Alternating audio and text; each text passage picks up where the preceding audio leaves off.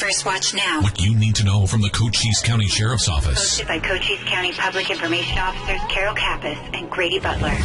First Watch on 92.3 KWCD. And it's brought to you by Sulphur Springs Valley Electric Cooperative, giving you an inside look into your sheriff's office. I'm Grady Butler, and with me is Carol Kappas, Public Information Officer with the Sheriff's Office, and Sheriff Mark Daniels. Good morning. Good morning, Cochise County. Say hello, Cochise County, and then you said that. And I was like, darn, I took your line. Yeah, you took it again. There we go. Well, I know you wanted to start by talking to moms today. Oh, we got to, yes, it's that special day here in this weekend. That is Mother's Day. So we want to give a big shout out to all our moms out there and that do so much for raising our kids and just being there as, I mean, I just can't say enough about it. So thank you, moms, for what you do. And make sure you give your moms and give them a big hug and make sure you recognize them Sunday. And it's not even, I mean, it's like, even if you are not someone's biological mother, there's a lot of women who take care of kids in the neighborhood. They take care of their kids, their kids' friends. They take care of their husbands. They take care of their boyfriends. They take care of everybody. So congratulations to all the moms. Yes, and I was going to say that. You don't have to be the DNA connected to be the special mom in your life. Well, you had a busy week, and one of the things you've just recently got back is a meeting with the Senate leadership. Yes, there was a meeting this week up at the Capitol, and we spent a lot of time up there the last 3 months, but I'll tell you. So, but we went up there in regards to the drug overdoses in this country, and it was a kind of a healthy roundtable. The fact is, you know, they're looking for answers or looking for law enforcement participation. Law enforcement is doing a really good job, but we have to realize a couple things. Number one is 95% of all the illicit drugs in this country come through the southwest border. I mean, the cursors to make all the illicit drugs come out of China. They're produced in Mexico and then imported into the United States. And let me just say that that's why I harp really hard on border security. It's up to 300 people a day are dying of drug overdoses in this country. 300 a day. The war on drugs is back. The war on drugs is back, folks, and we just need to recognize it and start working within it. So it was a productive meeting in that aspect. The other thing that was a big discussion at this, and I'll share it with everybody, is RICO. RICO is the racketing anti. It's when you do crimes and you raise illicit funds, and that's how you survive. I mean, whether it be buying houses or cars, and we all know about the old theory that drug dealers and they got the fancy cars. And we take these people down, we can seize their assets because they're illicitly gained, and then we process them through our legal side, and then excuse me, they can be sold and the funds be used for government operations, donations to nonprofits, you name it, which has always been a big thing that I've done. And it's called Racketeering, Influence, and Corruption Organization Act. So the state has that, nationals have that, but our state legislative folks actually, and it was sad, unanimously restricted us. We have very little control on racketeering and RICO. So if we go to your house, for us to seize that, it's few and far between. And that's been, I testified against it. They used an example in Texas, I'll never forget it, saying that, well, a trooper stopped somebody in Texas, he announced marijuana, they seized his house. Folks, that's so far extreme, it's not funny. I mean, I even said that. I testified. I said, you had, A, go to another state to find the example, but number two, that just doesn't happen. Our checks and balance system here is really good, and so it was upsetting, but it's also frustrating that it flew through. So these folks that are selling drugs and are buying big houses or nice cars, we're pretty much restricted. There are some loopholes in it that we do have a little bit of leverage, but the message was clear. They did not want to seize in that illicit gains. So that was a big discussion. In fact, that fingers were pointed by law enforcement back to our legislative folks on that. So we got to get on the road and figure a better approach, but we'll see where it goes next session on that. And with Operation Safe Streets, we're looking for updates, but that's a lot of things that people ask us at that time is, why don't you seize the vehicles? Why don't you, make sure you do this? And it all goes back to RICO. So that's a question that people have, and Safe Streets has just been continuing to, grow and get on board. I just want to let you know that in 2018, we weren't doing the same type of statistical gathering necessarily, but we were trying to count apples and apples. And so over the same time period in 2018, we had about 81 incidents similar to what we're dealing with now. And then for the same time period, 2022, it's 320. So that just tells you what we're looking at, and they're doing a really good job on trying to get this under control, and it's countywide, so still working on that. It is, and I know we're still putting the snapshots of operations on our Facebook to show people what's going on, and and I appreciate the community support on that. I mean, it's overwhelmingly positive. Do we have our critics? Of course we do, but I've said it before, I'll say it on this show, we're not going to let crime in our county occur and we turn our head and do nothing about it. For political reasons, for people that choose not to intervene, the bottom line is we're going to do our part. And that's why, and also, I mean, since July 1, which really is the latter 3 months, we've booked in 777 border-related crimes. I mean, these are criminals that are smuggler drivers or down here to pick up and they got warrants. You name it, all the way up to murder. I mean, I was talking to County Attorney Brian McIntyre and his office, and I thank him big time on them and his team because they are taking these cases, but they are getting hit hard too because you can't arrest and book 777 people throughout March and then not expect his office to do it too. So he's stepping up. Thank you, Brian, for doing that in your team. Another team that's stepping up is the detention officers, and we're wrapping up Detention Officer Week because they're the ones that have to deal with all those people getting arrested. That's the other thing, and I mentioned this to Governor Ducey last week, that, you know, there's a ripple effect. We go out there, we do all the enforcement, but then you got the jail aspect. I mean, our jail holds 302, and we booked 777 just on border-related crimes. So we've doubled our capacity just in border-related bookings. So, yeah, and our detention officers, I was down there this week, recognizing the officers that they just do an amazing job. I mean, you walk around there, they're happy. And that's a tough job, folks.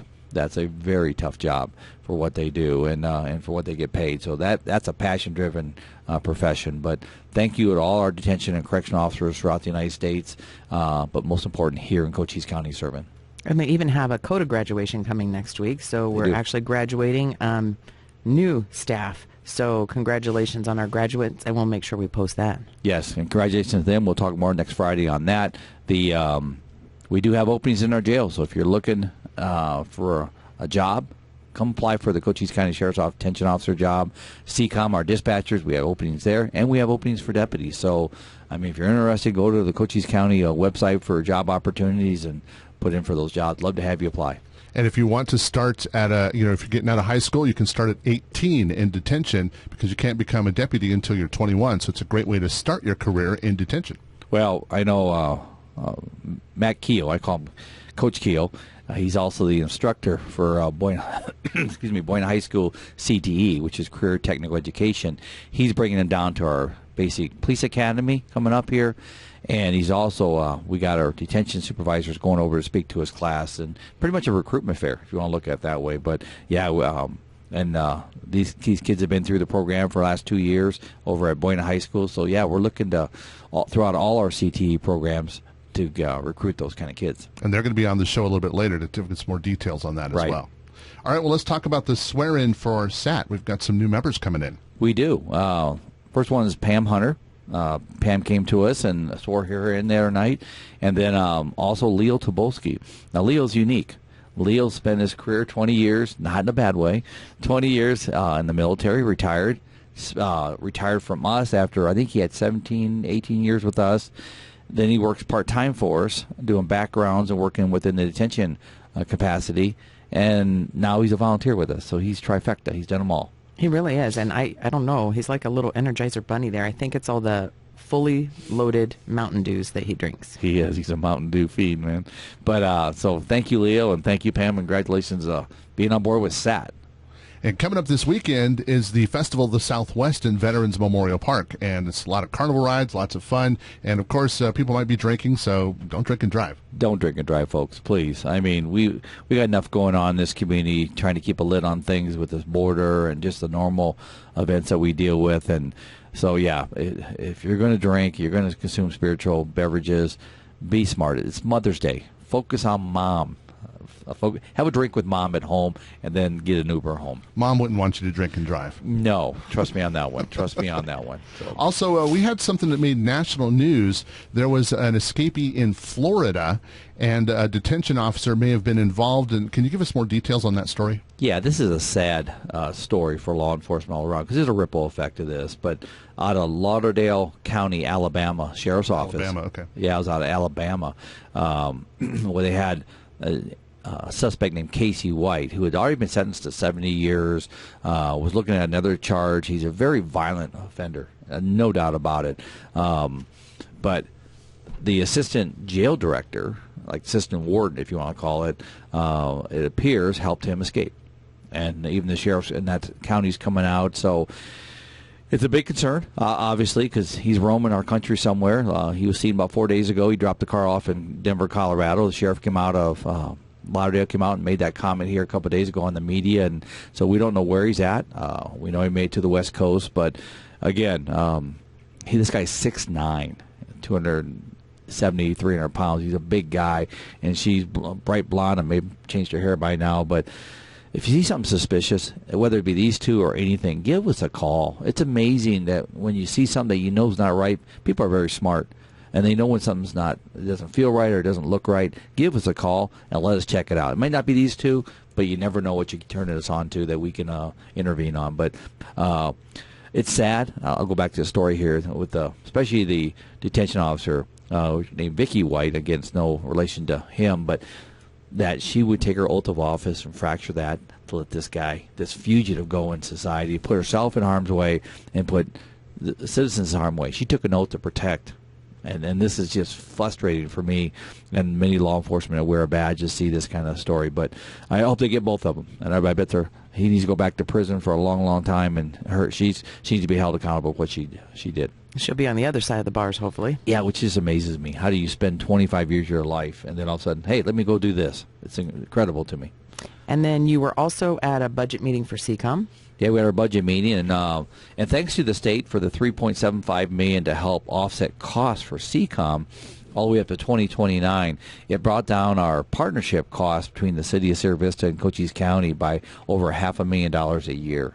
So this is the lowest the city and county both have had to pay, and everything knows everything's increasing.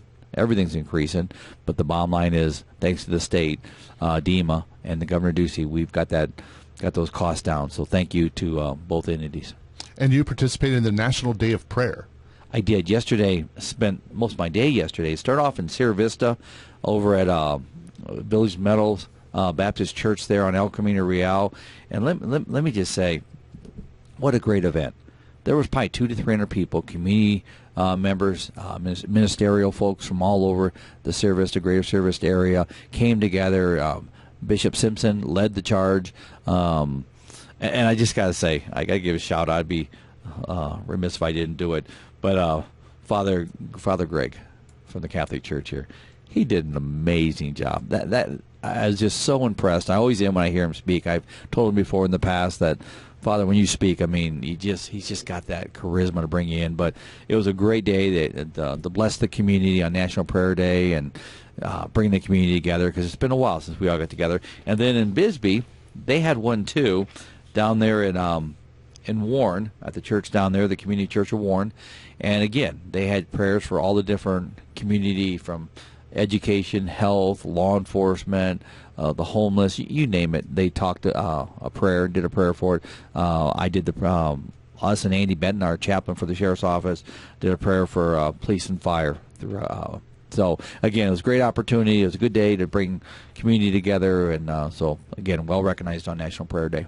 And on Monday, you've got a very special ride-along. I do. I got a ride-along from Joyce Clark Middle School that, due to his efforts, has won the ride-along. So I'll be picking him up at 10:30 in the morning and spend the day with him for a few hours as he rides with the sheriff. So I'm excited about that, and his dad's going to go with us. And so we'll go to lunch, we'll go out and do some things, and it's the positive side of law enforcement with our youth.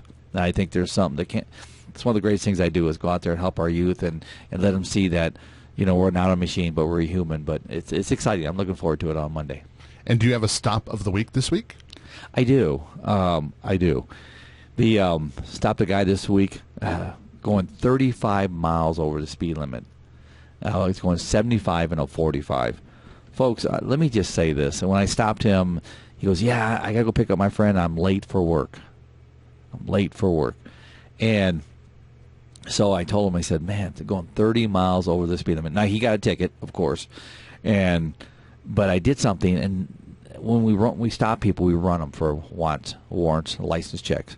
And I was in a hurry that day, so I gave him a ticket. And I didn't run him. I got back to the office, and I turned the ticket in. My assistant made a comment to me, "Sheriff, did you run him?" I said, "No, I didn't run him. He's got a warrant."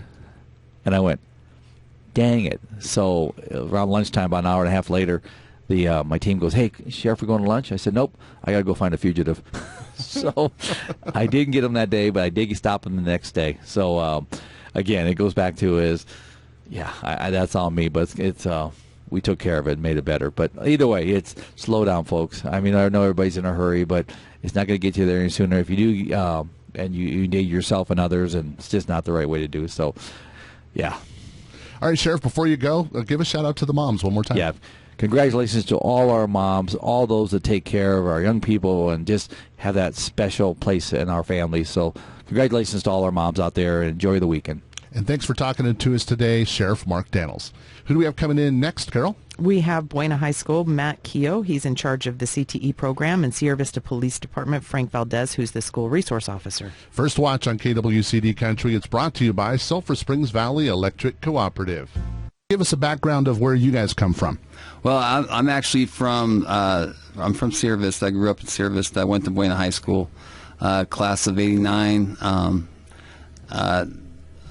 I worked for long story short, shortly after graduation, I started working. I always want to work in law enforcement. I started working for Department of Corrections as a detention officer. After a few years, I actually I transferred over into the probation department as a surveillance officer for the drug court program, and progressed into surveillance, and then from there on to a probation technician where I'd work with the kids on my caseload, and I did that until I retired in 2013. And Officer Valdez? Yeah, I moved down here with my family. I had 2 boys and my wife in 2002. Had 2 boys that wanted to play youth sports, so I ended up with a group of other individuals starting the youth football program. I've been a youth football coach. I've coached baseball on the fort. I've coached youth basketball, and both of my boys graduated from Buena High School. I was also the assistant football coach for a couple of years. I was an interim coach for the varsity program. That's how I met Matt and everyone, and we've coached together. I've also been a police officer since 2008. I was the student resource officer for Buena High School from 2010 to 2016. My time was done, so they transferred me back out to patrol, and then this year is my first year back as the student resource officer at Buena High School. So both of you are really ingrained in this community, and I think that speaks volumes to what we're about to talk about, because the kids are important in this community, and getting them on the right track is where you guys are starting to go with a program called Law and Public Safety Program at Buena High School. Tell us about that, Matt. So with the Law and Public Safety Program, we take students. We have a club and we have a class, and it's not just Buena. We also have the same program throughout the state. We're part of the Career Technical Education program that the state offers, where kids at the high school have opportunities such as culinary classes, EMS classes. We have a great EMS program, a nursing program that's unbelievable, engineering, film and TV. Our auto guys are amazing. These are all part of the same. We're all part of that same department at the high school. We're preparing kids for life. As if they're going on to college to major in engineering. In our career field, you don't necessarily, Service P is a little different, but most of the departments don't require an education or a college education. At least local, federal, they do. A lot of federal departments do, but like the Sheriff's Department requires you to have that high school diploma.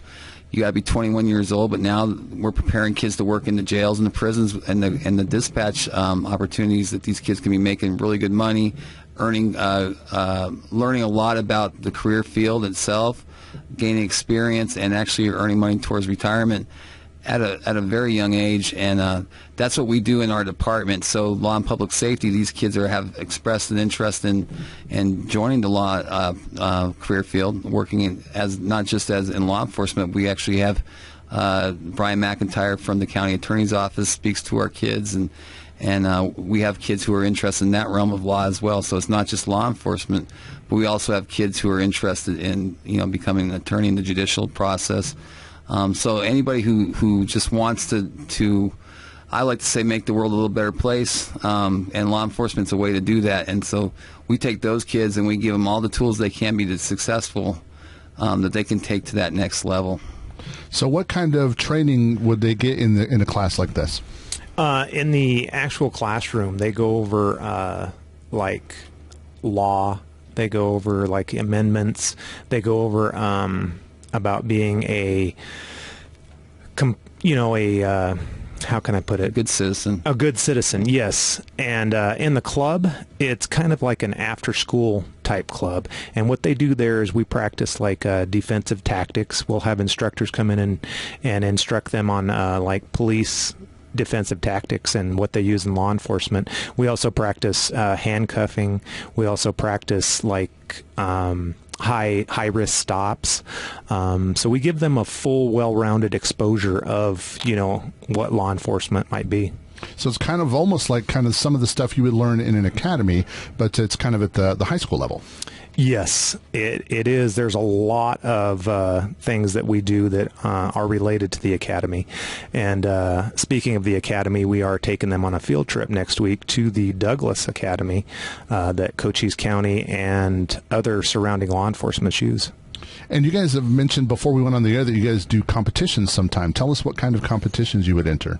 I'm going to defer that to Matt because... So, yeah, we actually just competed at the Eastern Arizona Skills Day where our kids got to compete with other schools. And when I say compete, and the Skills Day, it wasn't really competition. We just kind of judge our kids about what other kids are doing, and our kids scored extremely high.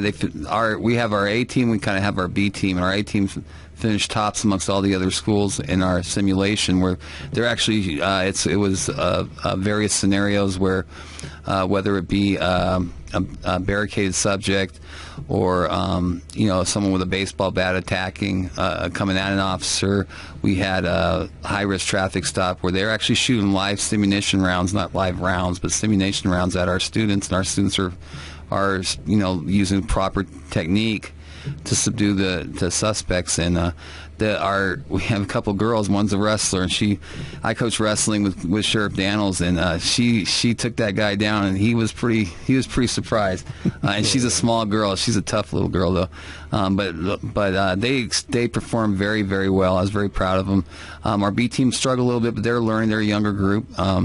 But we kind of expected that. But we also do competitions. The regional competitions got canceled this year because it was right in the midst of the whole COVID Omicron thing, and so we couldn't participate in that.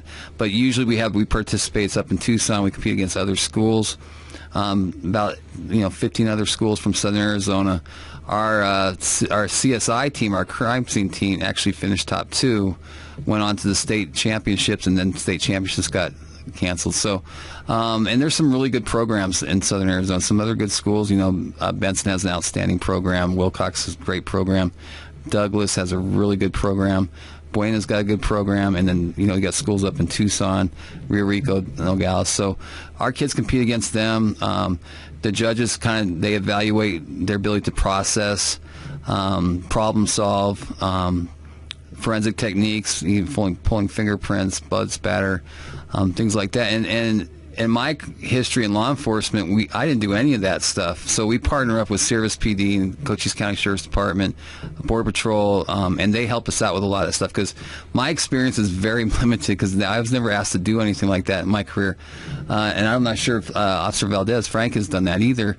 I'm sure he's done more than I have because we don't do crime scene and probation very much. The police process that for you. So I've relied a lot on my community partners. Sheriff Daniels is a huge one, as is Service PD Commander Butte. and Adam Thrasher have been really good to our program. And so without them, it is a community effort, and our kids have really excelled compared to other schools. But there are some really good programs out there. And what does the future of this program look like? Our numbers grow every year. I took this program over in 2018, and we started with 8 kids, and we had 126 kids right now, and that was 4 years, and it continues to grow. And the plan is that at some point it's too big for just me, and we can actually add a second instructor. That might be a couple years down the road, but we have so many people who volunteer who would actually, I think, would be able to step in the class and do a great job, even Frank for that matter. I know I've been trying to recruit him for years anyway. So, again, it's a great program. I love the CTE department because we are preparing kids for the future, and English is so important. We're the reason why kids need to learn math, engineering, all that stuff, math, English. We incorporate that all into our curriculum, and that's the answer. Why do I need to know math? Ask CT, they'll tell you. There's a place where you have to learn every single thing in our school, Spanish, French, whatever we're teaching, even drama. We got to know how to speak to people. We have to know how to display our intent to people, and drama is important with that. So, we incorporate all the different programs at Buena High School, and Buena's a big school, especially athletics, and I come from the athletics program. And we have a lot of athletes in our program, and so we use all these resources we have at the school, and we incorporate into the CTE programs, and it makes a difference, and it's going to prepare these kids for life after high school, even after college. Well, let's talk about kids who are listening right now, or their parents are listening, and they want to get into this program. I obviously, it starts at high school. Is that correct? Correct. Yeah. So how do they get into the program? Well, so you can start in the club. You would just come to my classroom, and we'd meet. I coach 2 sports. I coach football and wrestling, and so when they catch me, they got to catch me right after school because I'm heading to a practice somewhere. I don't know which practice I'm heading to, but I'm heading to one. So you catch me after school. We have our and we get you all signed up and registered for the club. That's if you're a freshman. If you want to join the class, you just talk to your counselor. We don't usually take students as freshmen. Because they have to have their English and their math and a lot of their core classes, their freshman classes done. I do have a couple freshmen here or there who took care of stuff in middle school, but a freshman can join the club. They just couldn't join the class as of right now, just because there's a lot to prepare them for. A lot of stuff we deal with. Some of the curriculum that we have might not be comfortable for a 14-year-old, so they might, it might be a little much for them, but.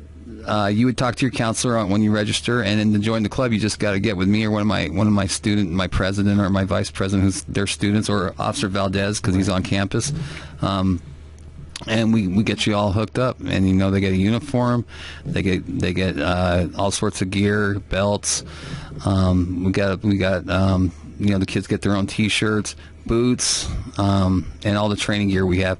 We don't really give out the training gear because that's expensive, but they have access to it when we train, so they'll have all that. But they would just have to get with me at school, or with a counselor to sign up for the class if you're not a freshman, or you can get with Officer Valdez as well.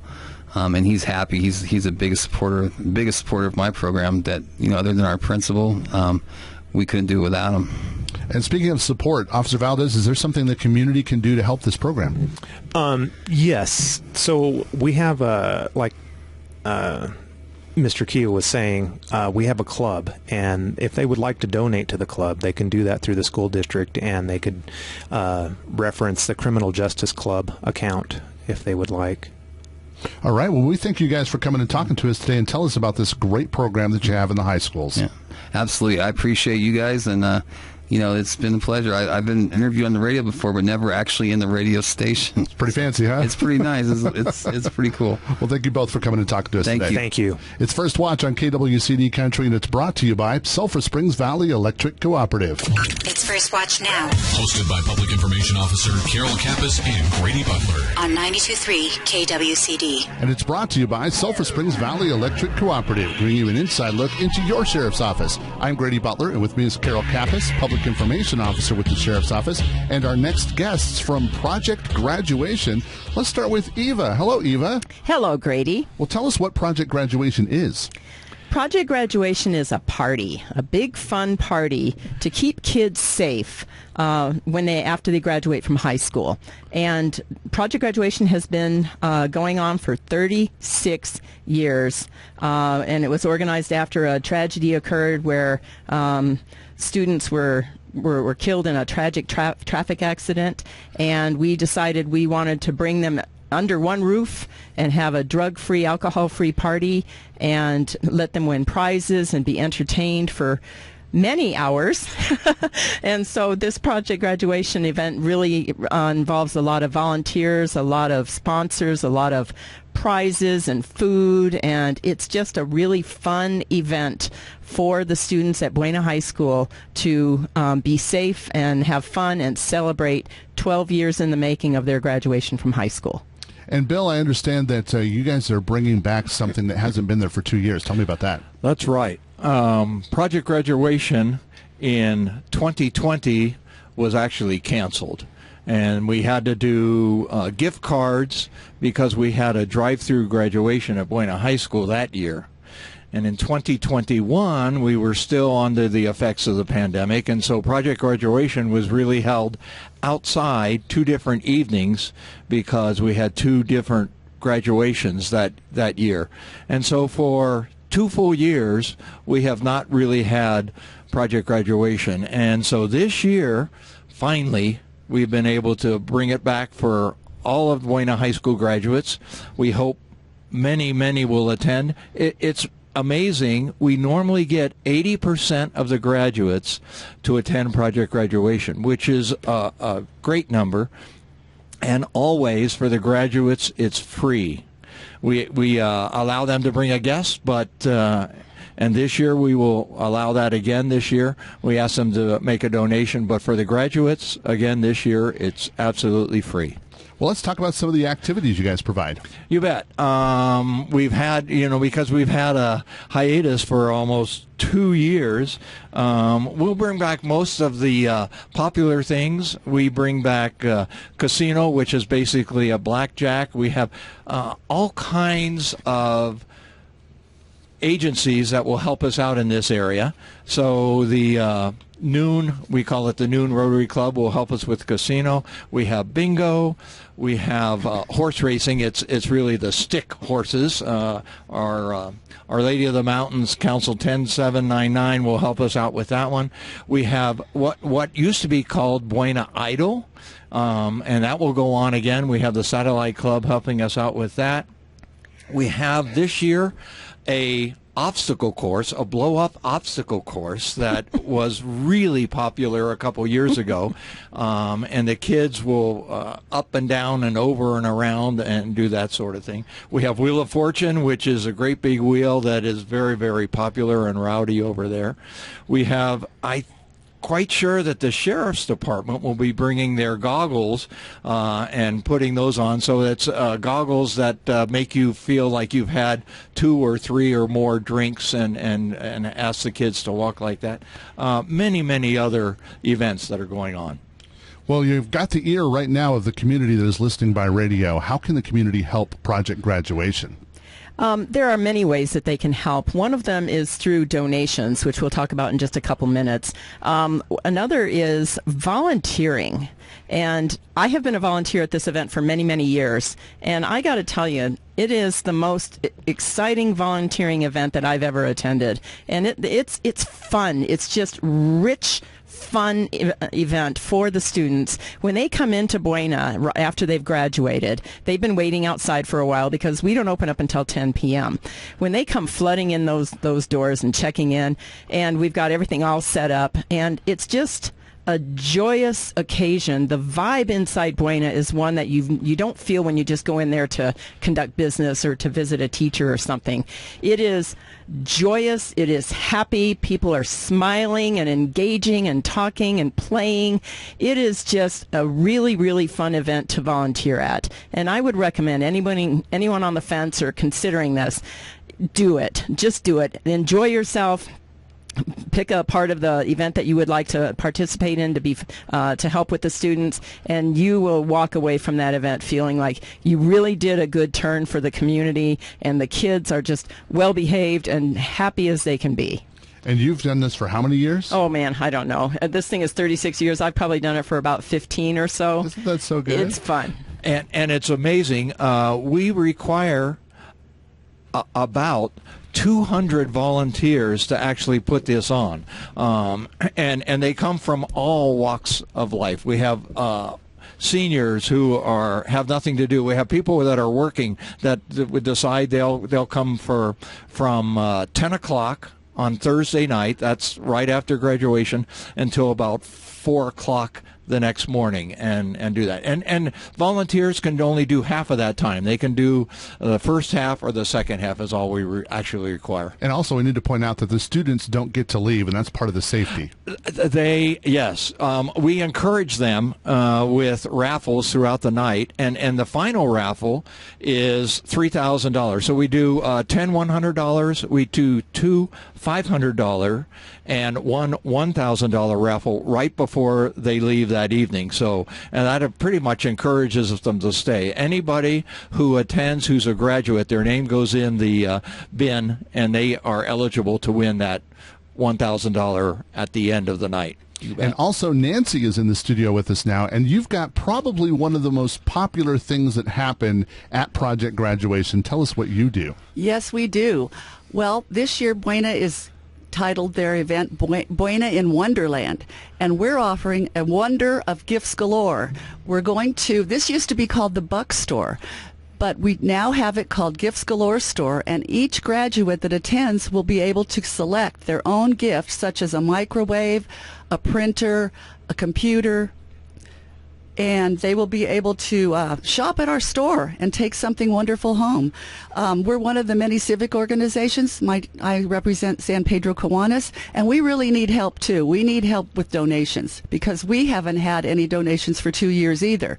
So we're looking for people to drop off items or baskets with dorm supplies or apartment supplies, and we're thrilled to be back, and we're thrilled to offer the Gifts Galore Store this year. Where can they donate those gifts? Well, one place they can drop them off is National Bank and Preference Properties on 7th and Wilcox, or Cochise College on Wilcox.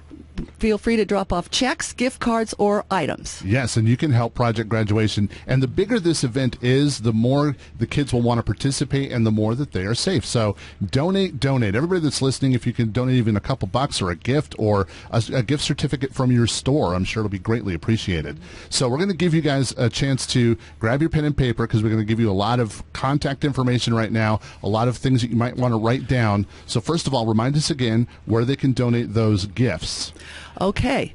First of all, you can stop by National Bank and leave either a check or a gift. Preference Properties, same thing. And Cochise College will be glad to take your baskets or items. You can also call me, and we'll be giving you the contact information in a minute. And if somebody wants to volunteer, how do they do that? Right. Our volunteer person is Jessica Gatman, and she has, let me get this right. Got to get the right paper there. Here we go. There you go. You can contact her at buenaprojectgrad@gmail.com. Say it again.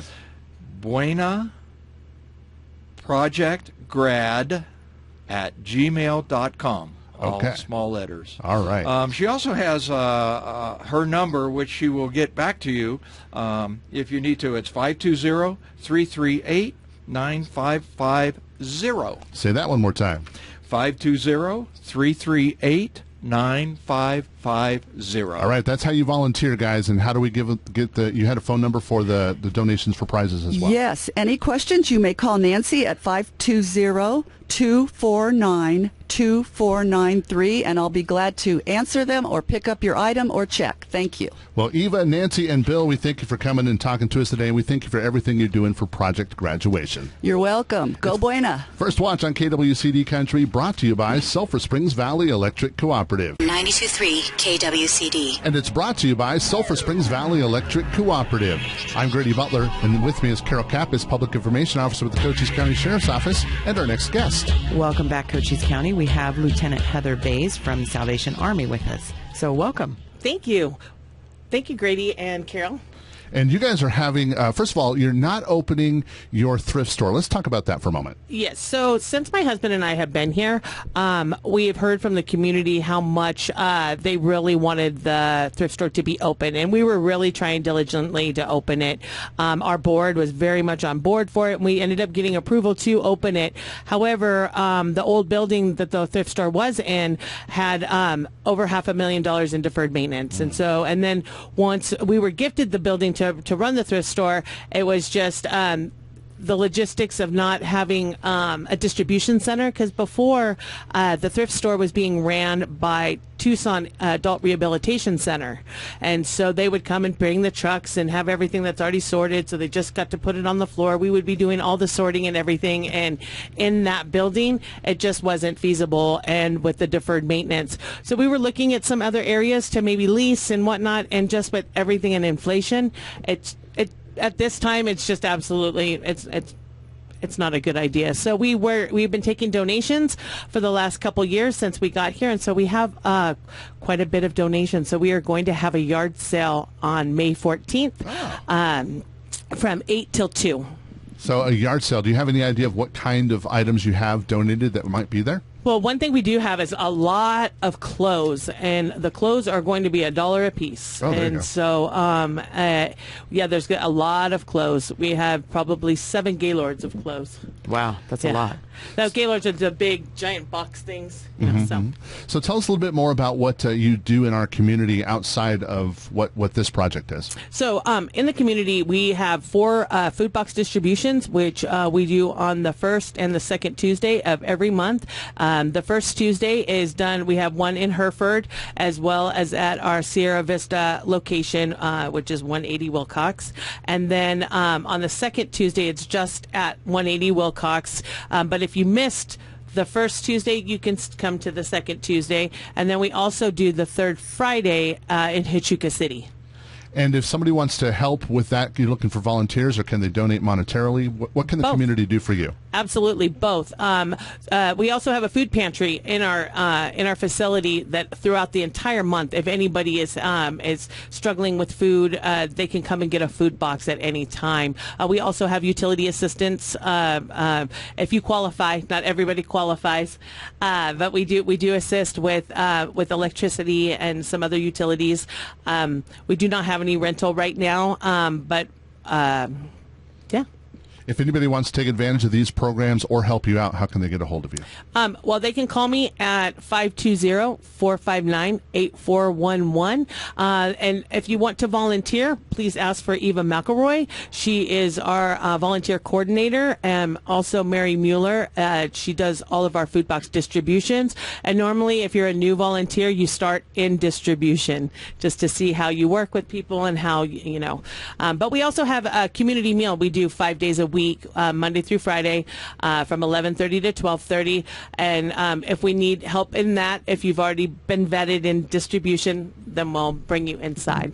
All right, and give us that contact information one more time. Okay, so the yard sale and where we have most of our food box distributions as well as our lunch is at 180 Wilcox, Sierra Vista, and our phone number is 520-459-8411. Well, thank you for coming and talking to us today, Heather.